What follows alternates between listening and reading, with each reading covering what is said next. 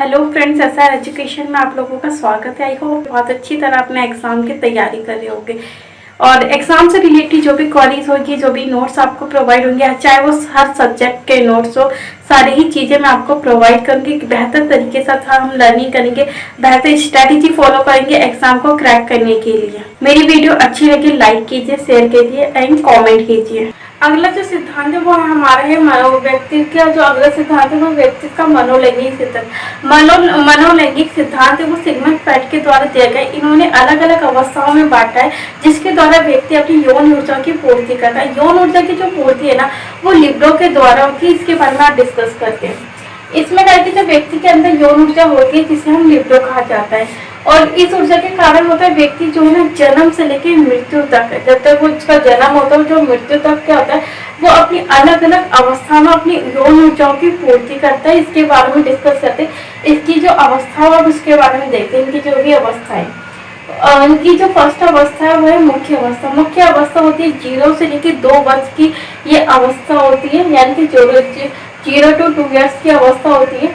इसमें क्या होता है कि बच्चों की जो यौन ऊर्जा का प्रमुख केंद्र है, किसी भी वस्तु को जब वो काट कर या फिर निगल कर वस्तु को पूर्ति करते हैं, यानी कि यौन इच्छाओं की पूर्ति करते हैं। छोटे बच्चे होते हैं, कोई भी वस्तु उन्हें अट्रैक्टिव लगती है, कलरफुल लगी है, जो अट्रैक्ट करते हैं, आकर्षित करते हैं, उन्हें वो खाते हैं, यानी कि मुंह में डालते हैं निगल कर। इसके द्वारा भी यौन इच्छाओं की पूर्ति करते हैं। अगला जो है वो गुद्धावस्था। गुद्धावस्था होती है 2 से लेकर 3 वर्ष तक की ये अवस्था होती है। इसमें जो होते हैं बच्चे की जो सोच क्रियाओं के द्वारा ये अपनी यौन ऊर्जा की पूर्ति करता है। जैसे तो मलमूत्र त्याग करना होता है, इसके द्वारा वो यौन सुख को प्राप्त करता है। अगली जो अवस्था है वो शैशव अवस्था। शैशव अवस्था को लिंगावस्था भी कहा जाता है। लिंगावस्था होती है 3 से लेकर 6 वर्ष तक की अवस्था होती है। इसमें होता है बच्चों के अंदर लड़के या फिर लड़की होने की भावना उनमें विकसित होती है और अलग अलग मनोग्रंथि है वो विकसित होने लगती है। यानी कि जो लड़के जो होते हैं वो मातृ प्रेम होते हैं, यानी कि वो अपनी माता से प्रेम करते हैं, और जो लड़की होती है वो पितृ प्रेम होती है, यानी कि वो उनके अंदर अपने पिता से प्रेम करने की भावना विकसित होती है। और इसे जो लड़की है वो मातृ प्रेम जैसे ओडिपस कॉम्प्लेक्स कहा जाता है, इनमें ये भावना ग्रंथि विकसित होती है। दूसरा लड़कियों में जो होते हैं पिता के प्रति प्रेम की भावना विकसित होती है, मनोग्रंथि, जिसे इलेक्ट्रा कॉम्प्लेक्स कहा जाता है। आगे डिस्कस करते हैं। अगले पॉइंट्स के बारे में देखते हैं। यानी कि जो अगली जो अवस्था है वो है अव्यक्तावस्था, जिसे सुप्तावस्था भी कहा जाता है। सुप्तावस्था में होता है कि इसमें जो ये 6 से लेकर 12 वर्ष तक की अवस्था होती है, यानी कि अव्यक्तावस्था। इसमें ये जो यौन ऊर्जा होती है पूरी तरीके से समाप्त हो जाती है, यानी कि सुप्त हो जाती है। ये 6 से लेकर 12 वर्ष तक की अवस्था होती है। इसमें क्या होता है कि इस अवस्था में यौन इच्छा पूरी तरीके से शांत हो जाती है या फिर पूरी तरीके से समाप्त हो जाती है। जो बच्चे है ना, वो जो अपनी यौन ऊर्जा या लिबिडो का जो प्रयोग है ना, वो खेल कूद में करते हैं या फिर पढ़ाई में करते हैं या फिर किसी अन्य कार्यों में करने यूज करते हैं या फिर संगीत में करते हैं। अगली जो अवस्था है वो है 5th नंबर की, या फिर जनेंद्रिय अवस्था होती है। ये 12 से लेकर आगे तक की अवस्था होती है। इसमें होता है जो शारीरिक रूप से ये इसमें परिपक्व हो जाते हैं व्यक्ति, और इसमें क्या होता है कि शारीरिक संबंधों के द्वारा वो अपनी यौन ऊर्जाओं का सुख प्राप्त कर सकते हैं या फिर उनके यौन ऊर्जा के द्वारा वो शारीरिक सुख प्राप्त कर सकते हैं। ये 5 अवस्थाओं के बारे में डिस्कस किया था व्यक्ति को पर्सनैलिटी को लेकर, जो मनोलैंगिक सिद्धांत की, यानी कि मनोलैंगिक सिद्धांत जो सिगमंड फ्रॉइड के द्वारा दिया गया था। यहाँ पे इनका जो सिद्धांत है पूरी तरीके से कंप्लीट हो चुका है, यानी कि ये थ्योरी पूरी समाप्त हो चुकी है। आगे के वीडियो में अगले टॉपिक के बारे में डिस्कस करें।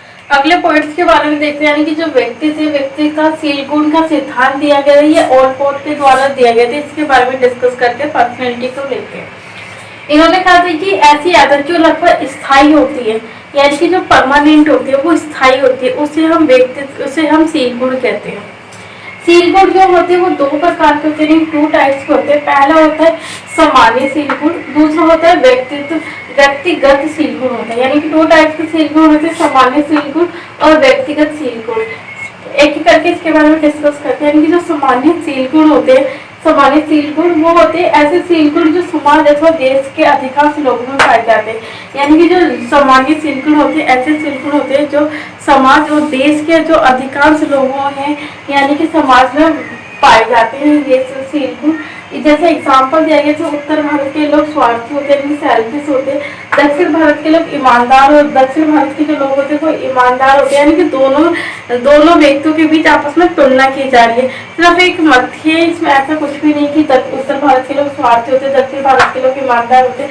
सिर्फ ये एक एग्जाम्पल लिया गया है। ये आपस में क्या होगी, दोनों के बीच तुलना कर रहा है, तुलना करने के लिए यूज किया जाता है। जैसे ए की तुलना बी से की जा रही है तो ये तुलना करता है सामान्य सील गुण।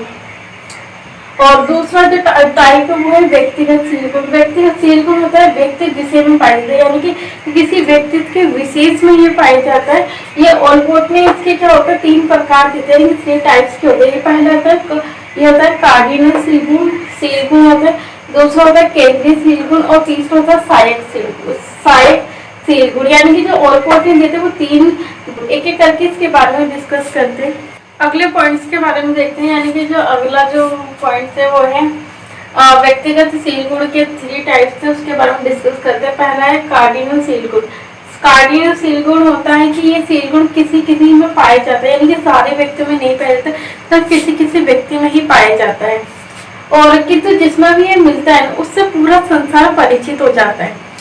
जैसे कि एग्जाम्पल देखिए, महात्मा गांधी की हिंसा हो गई और हिटलर की तानाशाही हो गई, इससे पूरा संसार परिचित था, पूरा संसार इनके बारे में जानता। तो ये होता है कार्डिनल सील गुण होते हैं, सिर्फ किसी किसी व्यक्ति में पाए जाते हैं। सेकंड है केंद्रीय सील गुण। केंद्रीय सील गुण में होता है कि सामान्य व्यक्तियों का व्यक्तित्व निर्धारित किया जाता है, यानी कि सामान्य व्यक्ति है ना, उनका जो व्यक्तित्व को ये निर्धारित करता है। और इसमें क्या होता है कि 5 से लेकर 10 विशेषताएं पाई जाती है कुछ व्यक्ति में। जैसे ईमानदारी पाई जाती है, सच्चाई पाई जाती है, सच बोलता है, सहयोग करता है, एक दूसरे का साथ देता है। और दूसरा है स्पष्ट बोलता है, यानी कि वो स्पष्ट बोलता है। और अगला जो है वो है सहायक सील गुण। सहायक सील गुण होता है कि इसमें सिर्फ भोजन हो गए, भोजन वस्त्र और क्या बालों की बनावट ही शामिल होती है सिर्फ, यानी कि भोजन हो गया, वस्त्र और बालों की बनावट जो हो गया, हेयर स्टाइल, उससे ही संबंधित होती है सहायक सील गुण। तो ये क्या होता है, ये सिर्फ सहायता देता है, यानी कि सहायता देता है, मगर ये किसी भी व्यक्ति को पर्सनैलिटी को निर्धारित नहीं करता। आपकी वीडियो ये पूरी फिनिश हो गई, यानी कि व्यक्तिगत सील गुण जो पर्सनैलिटी के आधार पर दिए गए थे ऑलपोर्ट के अनुसार। तो ये पूरी फिनिश हो गई। अगली वीडियो में अगले टॉपिक के बारे में डिस्कस करते हैं।